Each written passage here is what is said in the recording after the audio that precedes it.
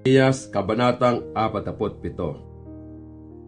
Ang salita ng Panginoon na dumating kay Jeremias na propeta tungkol sa mga Filisteo bago sinakta ni Faraon ang Gaza.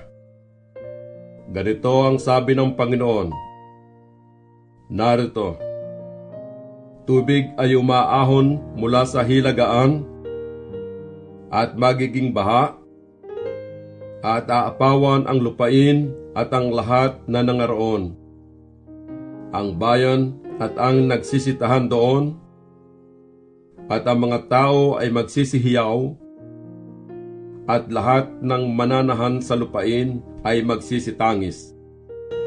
Sa ingay ng lagapak ng mga kuko ng kanyang mga malakas, sa hagibis ng kanyang mga karo, sa hugong ng kanyang mga gulong, hindi nililingon ng mga magulang ang kanilang mga anak dahil sa kahinaan ng mga kamay. Dahil sa araw na dumarating upang lipulin ang lahat ng Filisteo, upang ihiwalay sa Tiro at Sidon ang bawat manunulungan na nalabi, sapagkat nilipulin ng Panginoon ang mga Filisteo, ang nalabi sa pulo ng Kaptor. Kakalbuhan ay dumating sa Gaza, Askalon ay napahamak, at ang nalabi sa kanilang libis. Hanggang kailan magkukudlit ka, o ikaw na tabak ng Panginoon? Hanggang kailan di ka tatahimik? Pumasok ka sa iyong kalooban, ikaw ay magpahinga at tumahimik.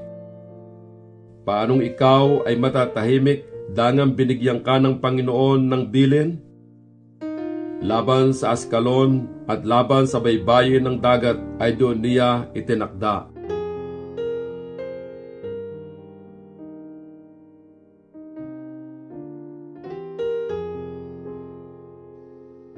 Jeremias, Kabanatang 48. Tungkol sa Moab, ganito ang sabi ng Panginoon ng mga hukbo ng Diyos ng Israel sa aba ng Nebo, sapagkat nalagay na sira. Kiryataim ay nalagay sa kahihiyan. Nasakop, ang Misgab ay nalagay sa kahihiyan at nabagsak. Ang kapurihan ng Moab ay nawala. Sa Hesbon ay nagsisikatha sila ng kasamaan laban sa kanya. Magseparito kayo at ihiwalay natin siya sa pagkabansa. Ikaw naman, o Madmena, madadala sa katahimikan, hahabulin ka ng tabak. Ang hugong ng hiyaw mula sa Horonaim, panamsam at malaking kapahamakan.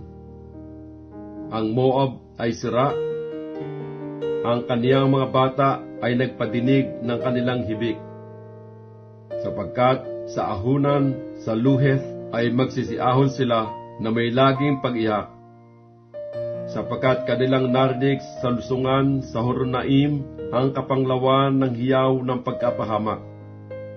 Magsitakas kayo, inyong iligtas ang inyong mga buhay, at kayo maging parang kugon sa ilang. Sapagkat yamang ikaw ay tumiwala sa iyong mga gawa at sa iyong mga kayamanan, ikaw man ay makukuha, at si Chemos ay papasok sa pagkabihag. Ang kanyang mga saserdote at ang kanyang mga prinsipe na magkakasama. At ang manglilipol ay darating sa bawat bayan, at walang bayan na makatatanan. Ang libis naman ay mawawala, at ang kapatagan ay masisira, gaya ng sinalita ng Panginoon. Mangagbigay kayo ng mga pakpak sa Moab, upang siya'y makalipad, makalabas, at ang kanyang mga bayan ay masisira, na walang sinumang tatahan doon. Sumpain nawa siya na gumagawa na walang bahala sa gawain ng Panginoon, at sumpain siya na nag-uurong ng kanyang tabak sa dugo. Ang Moab natiwasay mula sa kanyang kabataan, at siya'y nagpahinga sa kanyang mga latak, at hindi napagsalinsalin sa sisidlan at sisidlan. O pumasok man siya sa pagkabihag, kaya't ang kanyang lasa ay nananatili sa kanya, at ang kanyang bango ay hindi nababago.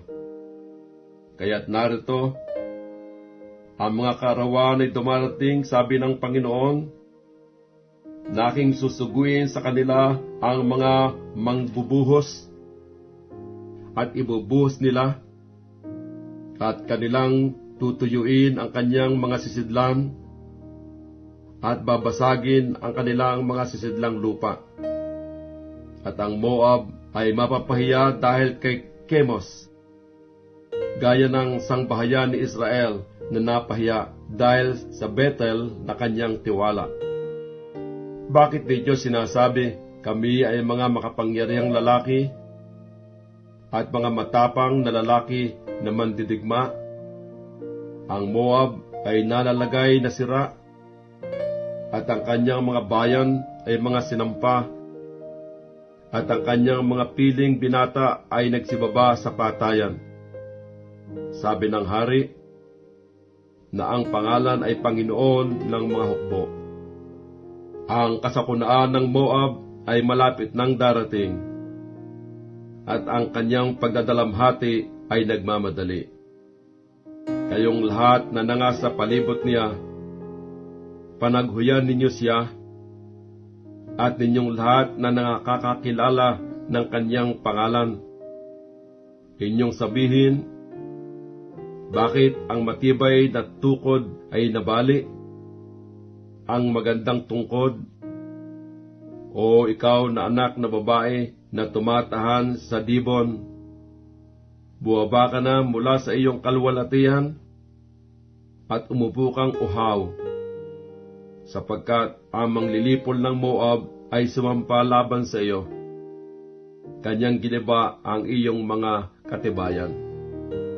O nananahan sa Aroer, tumayo ka sa tabi ng daan at manubo ka. Itanong mo sa kanya na tumatakas at sa kanya na tumatanan. Iyong sabihin, ano ang nangyari? Ang Moab ay nalagay sa kahiyan sapagkat nagiba. Kayo ay magsitangis at magsihiyaw. Saysayin ninyo sa Arnon na ang Moab ay nasira. At ang kahatulan ay dumating sa lupaing patag sa Holon, at sa Jaza, at sa Mispath, at sa Dibon, at sa Nebo, at sa Beth Dibalataim, at sa Kiryataim, at sa Beth Gamul, at sa Beth Mion, at sa Keriot, at sa Bosra, at sa lahat ng bayan ng lupain ng Moab, malayo o malapit. Ang sungay ng Moab ay nahiwalay, at ang kaniyang bisig ay nabali, sabi ng Panginoon.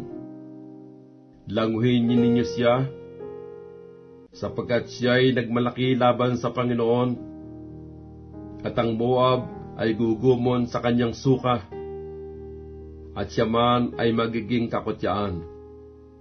Sapagkat hindi baga naging kakutyaan ng Israel sa iyo? Hindi baga siya nasumpungan sa gitna ng mga magnanakaw? Sapagkat kung paanong kadalas sinasalita mo siya, gayon nag-uuga ka ng ulo. O kayong mga nananahan sa Moab, inyong iwan ang mga bayan at kayo magsitahan sa malaking bato, at maging gaya ng kalapati na nagpupugad sa mga tabi ng bunganga ng guwang. Aming nabalitaan ang kapalaluan ng Moab. na siya'y totoong palalo, ang kanyang pagmamataas at ang kanyang pagpapalalo at ang kanyang kahambugan at ang pagmamatigas ng kanyang puso. Talastas ko, ang kanyang puot ay walang mangyayari, sabi ng Panginoon. Ang kaniyang paghahambog ay walang nangyari. Kaya't aking tatangisan ang Moab, oo. Ako'y hihiyaw dahil sa buong Moab. Dahil sa mga tao ng Kirheres ay nagsisitangis sila. Tatangis ako ng higit kaysa pagtangis ng Haser dahil sa iyo, o puno ng ubas ng Sibma. Ang iyong mga sanga ay nagsisidaan ng dagat, nagsisiabot hanggang sa dagat ng Haser. Sa iyong mga bungang tag-init at sa iyong ani